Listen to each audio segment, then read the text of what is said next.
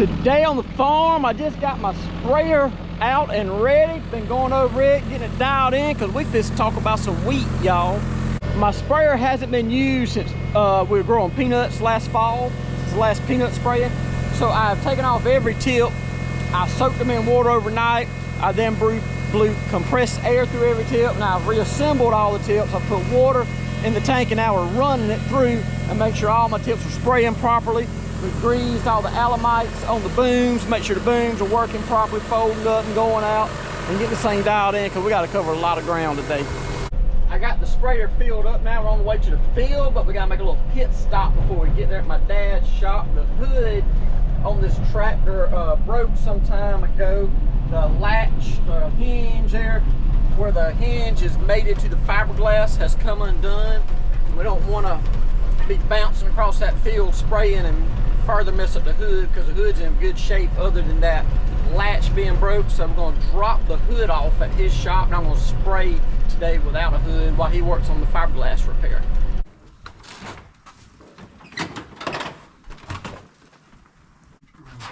That side's kind of resting. Flip it over, lay it down on that. Don't hit it on the middle. I got a wooden board laying on that. Hit right on it. Pick it up and carry it to the back.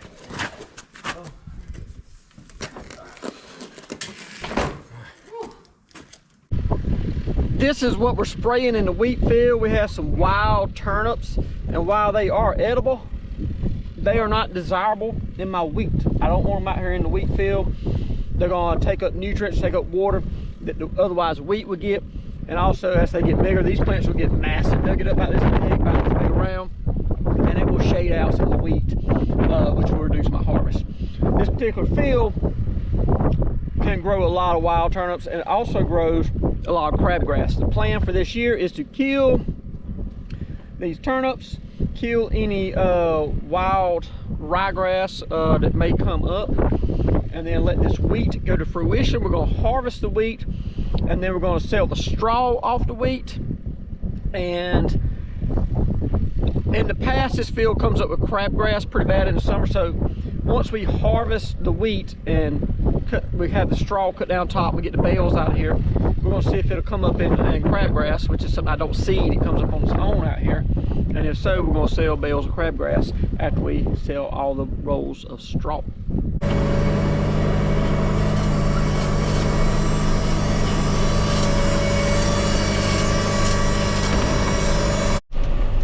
This is a LMC 72-foot boom sprayer. It is 24 rows if you're talking row crop language, but out here in grain drill world, out here in wheat field, grain field, it is 72-foot boom sprayer. I am traveling 6 miles an hour. I'm spraying about 16 gallons of water per acre, and I'm doing that at 38 psi.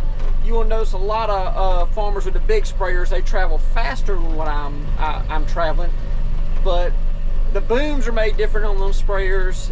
Just the whole setup's different. With a boom sprayer mounted on the back of your tractor, much over 6 miles an hour, and these booms are get to flopping and bouncing, and you can tear stuff up. So 6 miles an hour is kind of on the slow side for spraying, but it is much safer, much easier on the equipment just to go out here, travel at 6. I can put down a good amount of water, 16 gallons of water.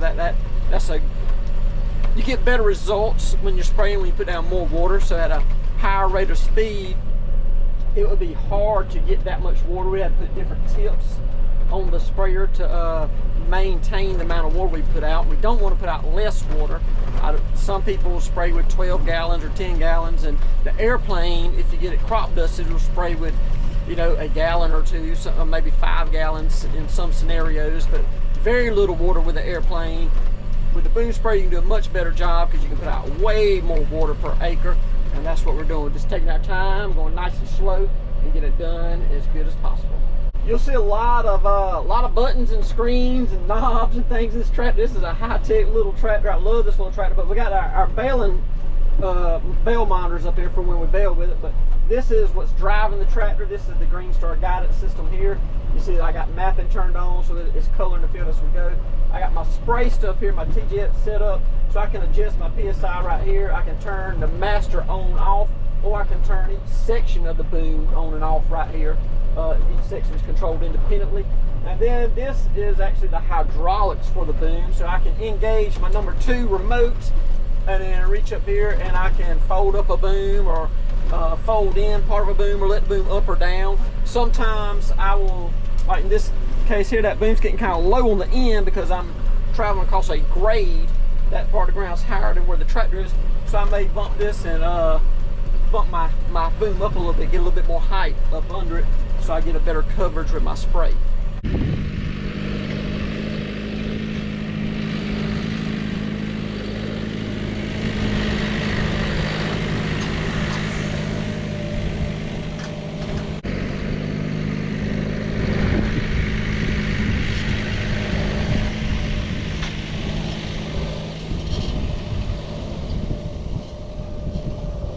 You'll notice the wheat isn't uniform out here. We have a weaker area, and right beside it here is a thicker area, taller area that runs lengthwise. And what that is we had peanuts out here last year, and this is where the peanut picker ran and was throwing that hay out the back, that high nitrogen peanut hay, lagoon hay. And so this area here would be a row middle.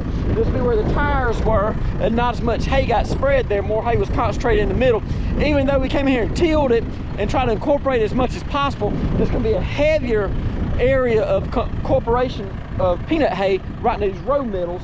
And so everywhere the peanut picker was, you see the tall area, and then you see a lighter area where the tires were, and then you see another stronger area where the picker was spitting that hay out. And an area where we have thicker vines at in the field will be a lot better looking wheat, and then we'll get to an area where the vines weren't as thick, like in this bottom, where some of the peanuts drowned out, and the wheat is much thinner there. Even though we did take soil samples and broadcast fertilizer over the whole field, the areas that have heavier peanut hay in the ground have a lot more fertilizer in the ground because that peanut hay is decaying and putting lots and lots of nitrogen back in the soil. The wind is starting to gust out here. There's none right now, but as I was picking up the camera, it was probably blowing 10 miles an hour, so we're just getting flash gusts, which is not good for spraying. It'll blow the sprayer away. I won't get good penetration at the application site.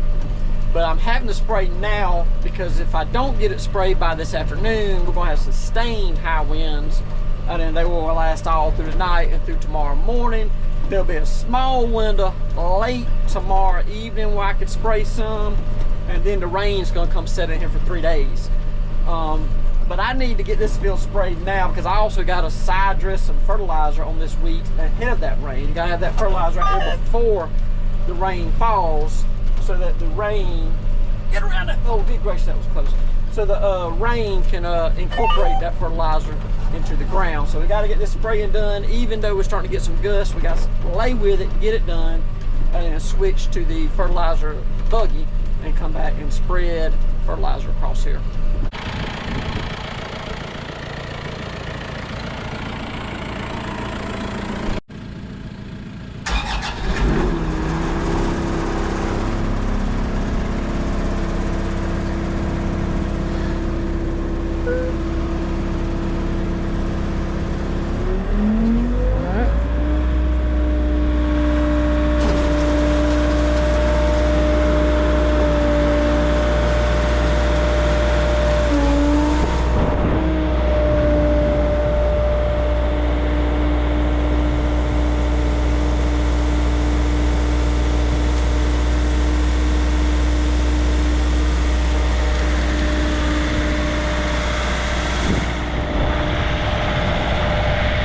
The way this particular fertilizer buggy works is the floor is what you call a drag chain. The fertilizer is sitting on this chain in there.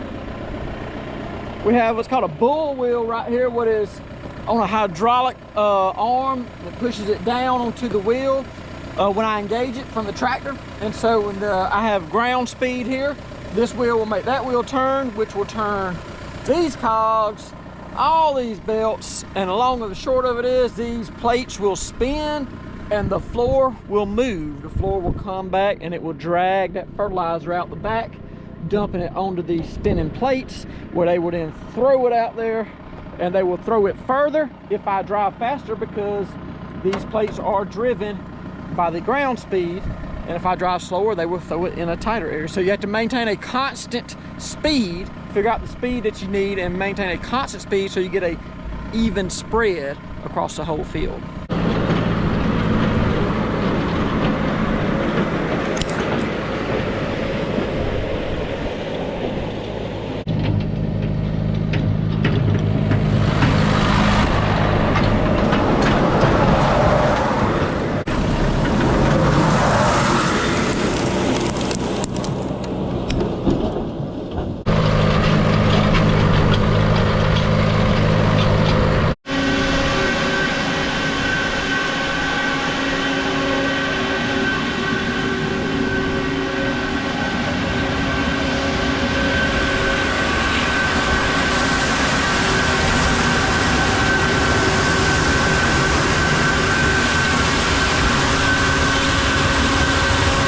Fertilizer tender up there didn't quite have enough fertilizer on it, so I had to drop the buggy and run to town, get a little bit more before the fertilizer store closed. I couldn't pull it all the way to town on the tractor. It made no sense, so I pulled it to town with the truck, got back out here, swapped it back to the tractor. Now the race is on to get it done before the rain comes. I got a handful of fertilizer left on that buggy after I got done with the wheat. I'm gonna use it to side dress my potatoes at the house, so I'm gonna park it in the barn tonight so it don't get rained on. I'm gonna ride this deer back to the house. We're supposed to have rain sit down on us here for 3 or 4 days, so I'm not gonna be able to get in the field, which means I'm probably gonna head to Leesburg, Georgia, to a big equipment auction over there, get to talk to the local farmers, see what equipment's selling for in Leesburg. It's gonna be a good time. It's gonna be nice and muddy, which it seems to be a tradition here for all the local auctions. But anyway, I thank all y'all for watching today. I hope to see you next time.